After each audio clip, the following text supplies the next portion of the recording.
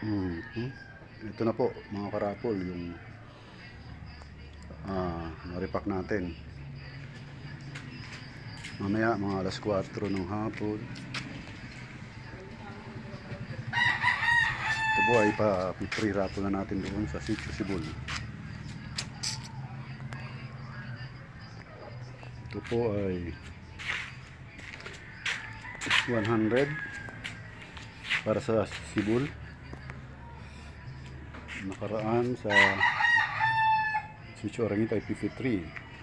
So nagdagdag tayo ng 5 kasi mayroong 5 taga-Arangit ang hindi nakasama. Kaya isinama natin. So 105 ngayon yung pamimigay natin sa Sibol.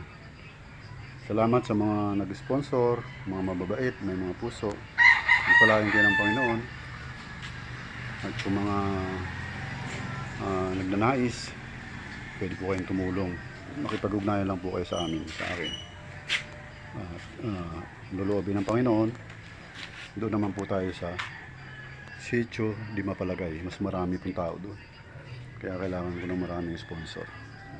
Salamat dahil ang Diyos ang tatawag sa inyo, hihipo sa inyong mga puso para tumulong sa gawain ito. Hindi po ito gawain ng mga politiko ha. Wala akong pakialam sa mga politiko. Wala akong ni-endorsong politiko. Sa akin lang po ito. At sa Diyos, sa aming dalawa lang po ito. At doon sa mga sponsor. Walang kinalaman yung mga politiko. Kaya, thank you Lord. Thank you.